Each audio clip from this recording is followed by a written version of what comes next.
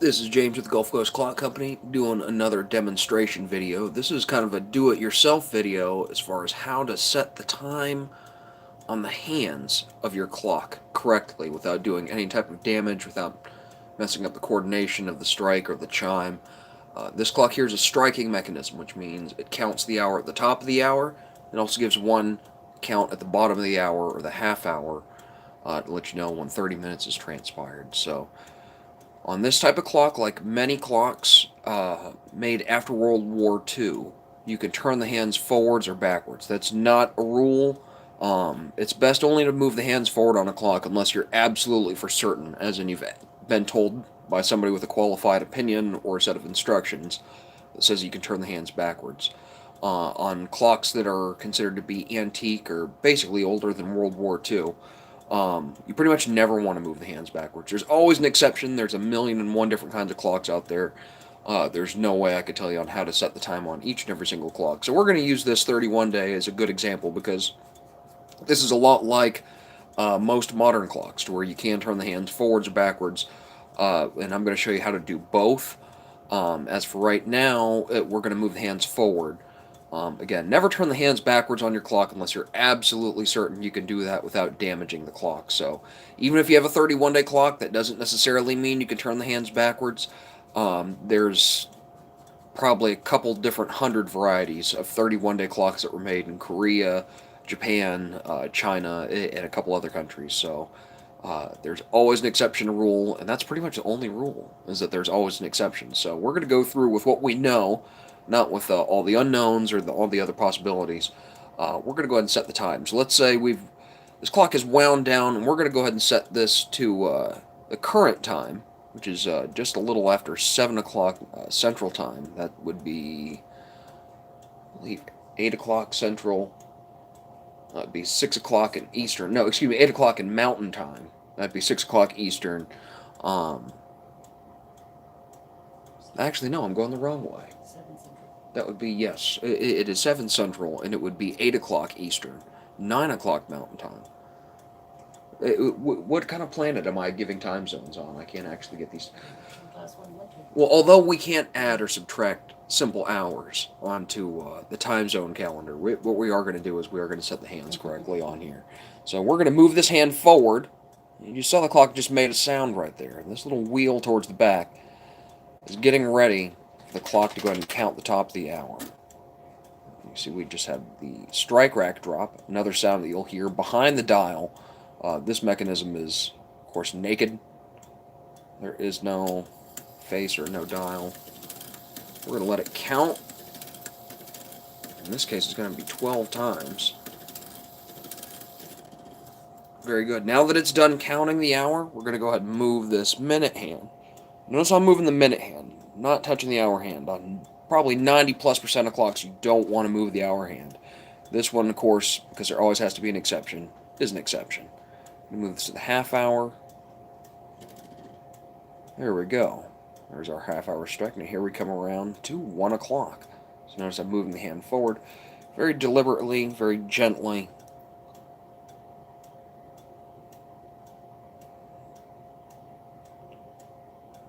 Alright. And there we go. There's our 1 o'clock strike. Now let's go down here to the half hour very gently, very deliberately until we see that hammer drop back down. There's our half hour strike.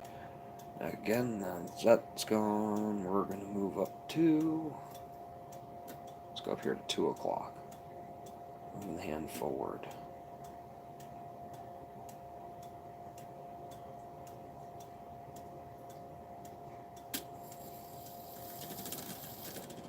There we go. There's 2 o'clock. Now we're going to continue to move the hand forward. Notice I'm not moving the hour hand. Moving the minute hand just kind of like we're setting the hands in a watch, as I've heard it said before. Here we come to the top of the hour for 3 o'clock. Let the clock finish counting the hour. 2, 3. Here comes the half hour, 4:30. Bring the hands up. There's that 3:30. 1, 2, 3, and 4. Okay, it's 4 o'clock. Here comes 4:30 finally. 4:30. Swing it on around at the top of the hour for 5 o'clock.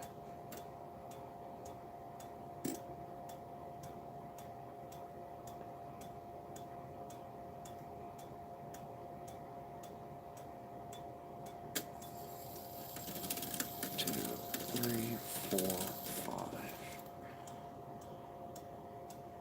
Brings all the way around. Count for the half hour. There we go. Let's get to 6 o'clock for the top of the hour.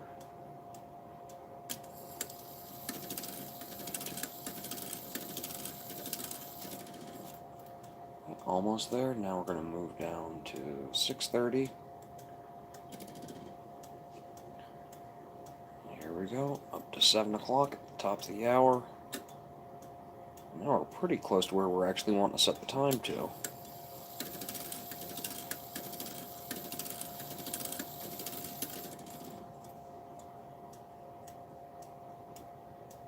Here's 7:30. And here comes 8.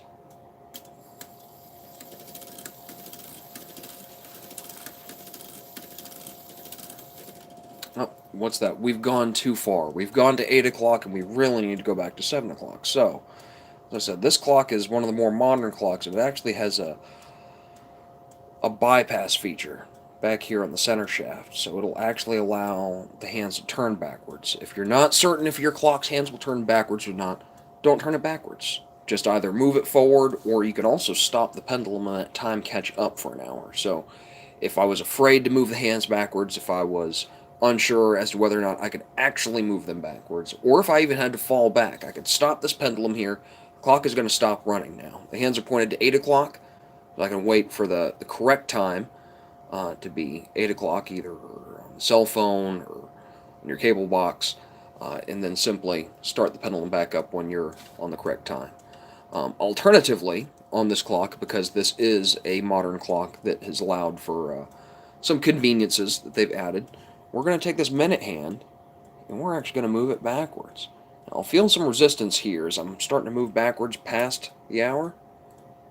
It simply slipped right by. Oh, and that one did not. Let's make sure that's still lined up the way it's supposed to be. In this case, they'll actually allow you to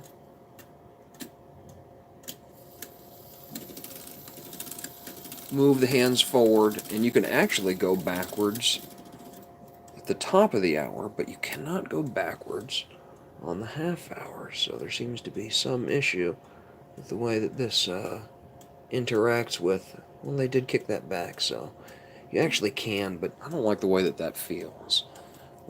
So in this case, we're going to set the hands forward as per the original instructions.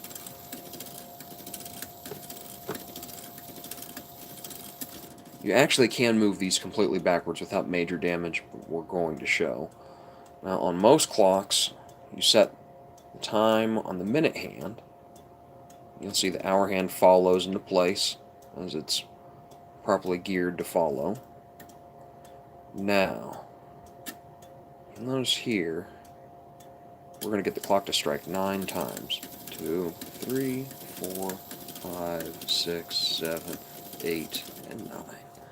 Now, on a lot of 31-day clocks, particularly some of the Korean ones, they have a very special exception where on most clocks, when you move the hour hand, you're going to change the alignment. So this clock just struck 9, and on probably 90+% of clocks, if I was to move this hand up to noon, for whatever reason, either because I'm trying to set the correct time, or because I'm trying to line up the way that the clock counts versus how the hand points. You'll see, when the clock strikes now,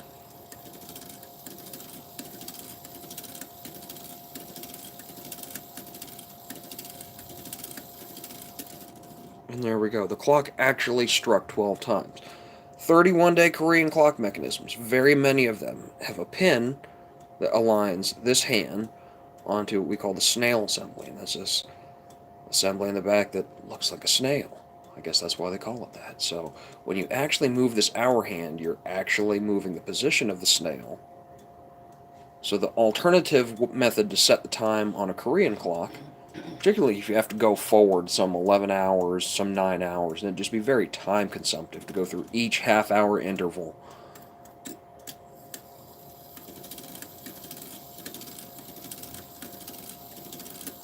And now right back at 7. Let's set the correct time, which we're looking at 10 after. Of course, with no dial, it's kind of arbitrary and difficult to see where exactly 10 minutes after the hour is, but this is close enough. So we showed you can move the hands forwards on this modern 31-day clock. You could also move them backwards.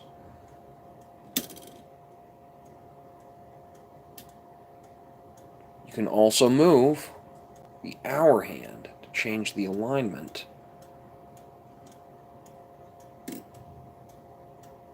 A very special clock with very special circumstances. So if you're trying to set the time on your 31-day clock and it looks remotely similar to this mechanism right here, you should be able to follow these instructions. But of course, if you're not sure, you should always make sure to read instructions if they're provided, or ask somebody qualified to tell you what's best for your clock and its needs. Thank you so much for watching. I hope you guys learned something from this tonight. And if there's any questions, please feel free to leave some in the comments. And enjoy the videos. Thank you so much for watching. Like and subscribe.